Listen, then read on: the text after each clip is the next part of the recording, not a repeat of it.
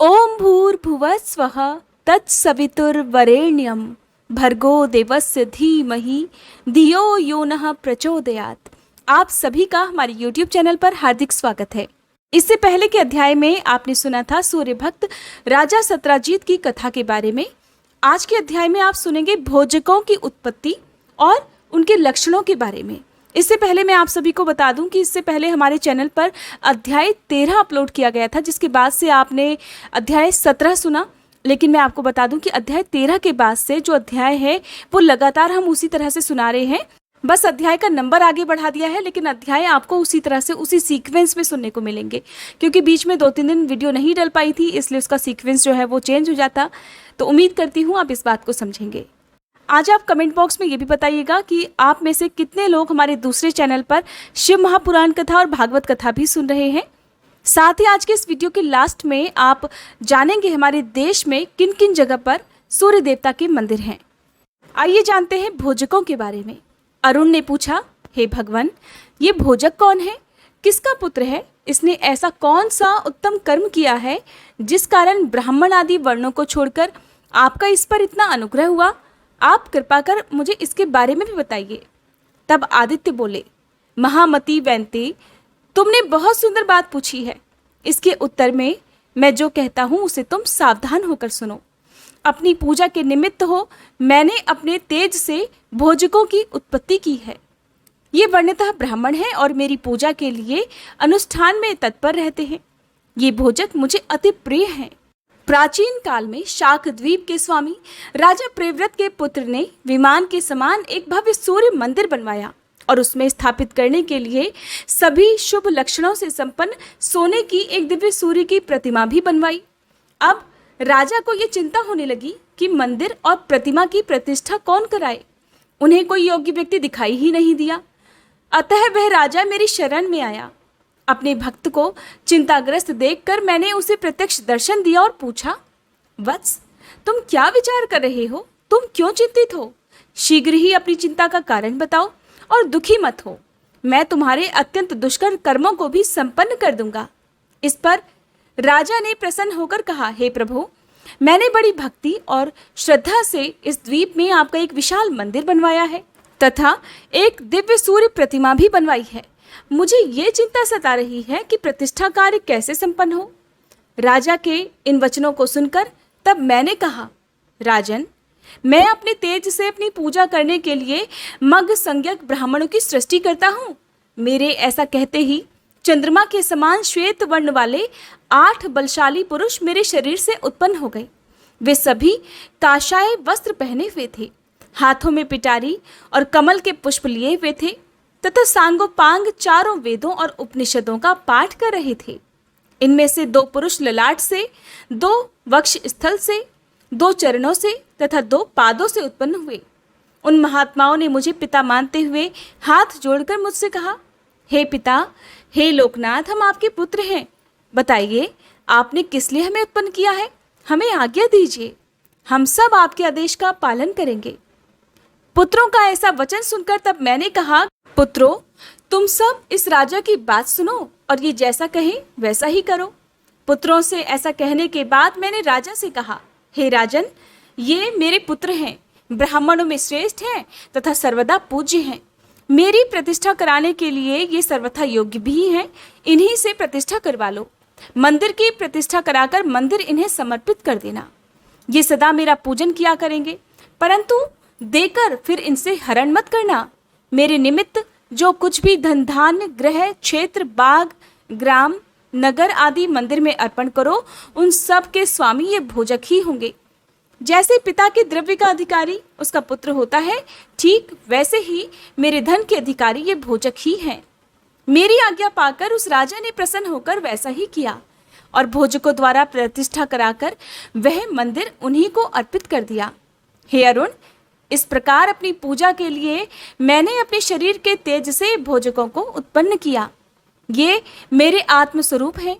मेरी प्रीति के लिए जो कुछ भी देना हो वह भोजक को देना चाहिए, परंतु भोजक को दिया हुआ धन कभी वापस नहीं लेना चाहिए। भोजक हमारे संपूर्ण धन का स्वामी है। भोजकों में ये लक्षण होने चाहिए। वह पहले वेदाध्ययन कर फिर गृहस्थ जीवन में प्रवेश करे, नित्य त्रिकाल स्नान करे, दिन रात में पंचकृत्यों द्वारा मेरा पूजन करे, वेद ब्राह्मण और देवताओं की कभी निंदा ना करे, नित्य हमारे सम्मुख शंख ध्वनि करे।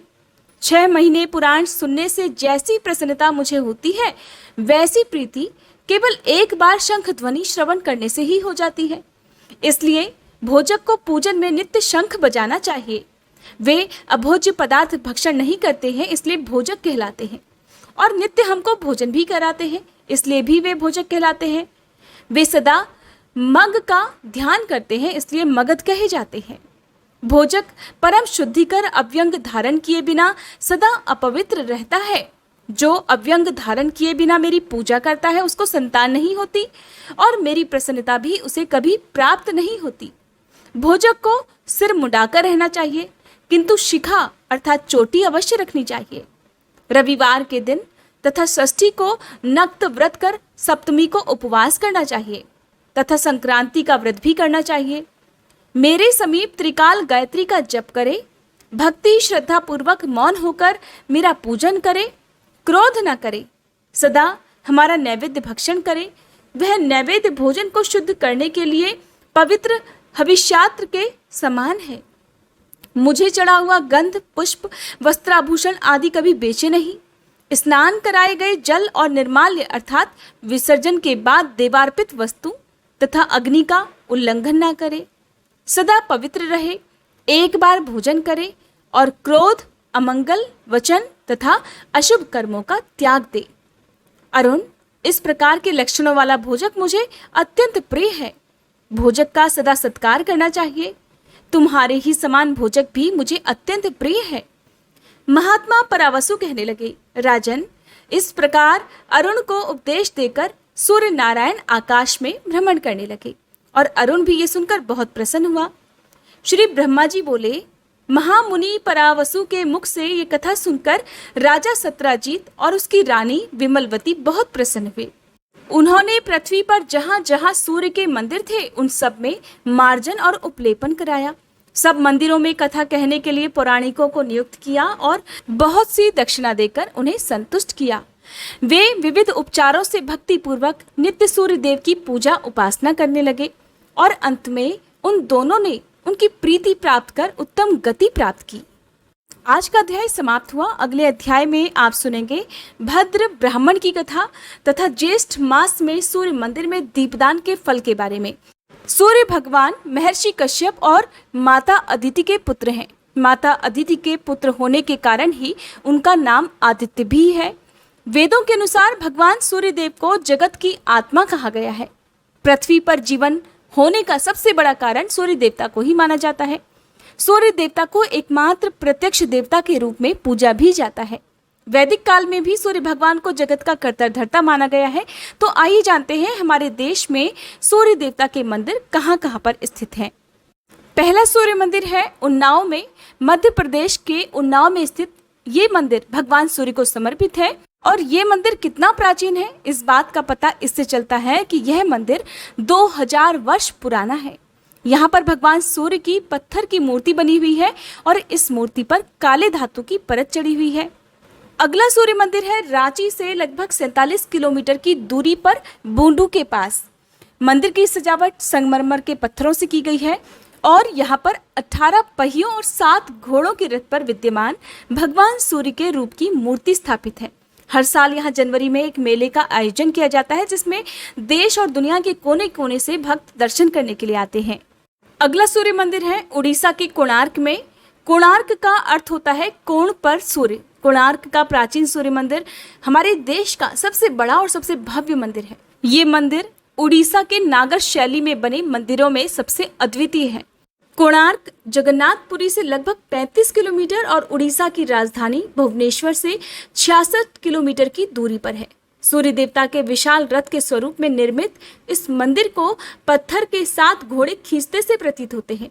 मंदिर के आधार भाग में सूरज के रथ के समान 24 विशाल अलंकृत पहिए बने हैं। ये मंदिर विश्व की विरासत सूची में शामिल है। कोणार्क सूर्य मंदिर आज केवल पुरातात्विक धरोहर है और यहाँ पर पूजा नहीं की जाती है।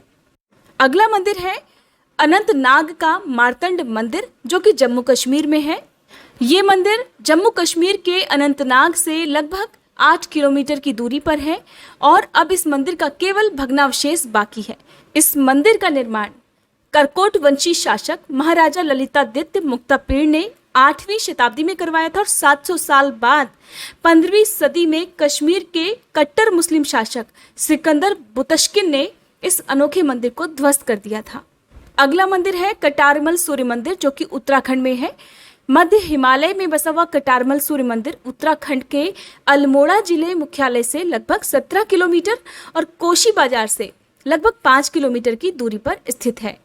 अगला मंदिर है दक्षिणार्क मंदिर, जो कि बिहार के गया में स्थित है और ये मंदिर बिहार की राजधानी पटना से लगभग 98 किलोमीटर दूर स्थित है।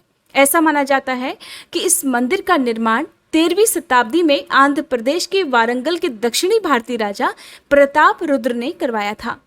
मंदिर के पास सूर्यकुंड और दक्षिण मानस तीर्थ कुंड नाम के 2 बड़े तालाब हैं, जहां पर छठ के अवसर पर हर साल बहुत भारी संख्या में श्रद्धालु दर्शन करने के लिए आते हैं और सूर्य देवता को अर्घ्य देते हैं। ऐसे ही गुजरात में मोढेरा का सूर्य मंदिर है, घुमली का नवलखा मंदिर है गुजरात में, औरंगाबाद का देवार्क सूर्य मंदिर है बिहार में और साथ ही सूर्य पहाड़ के नाम से जो मंदिर है वो असम में है। इसके अलावा उन्नाव का सूर्य मंदिर मध्य प्रदेश में है। अरसावल्ली का सूर्य नारायण मंदिर है आंध्र प्रदेश में। कुंभकोणम का सूर्यनार मंदिर है तमिलनाडु में और इसके अलावा ओसिया का सूर्य मंदिर है राजस्थान में। ये है हमारे देश के कुछ प्रमुख भगवान सूर्य देवता के मंदिर, जिसके बारे में आज आपने जाना। उम्मीद करती हूँ ये वीडियो आपको पसंद आई होगी।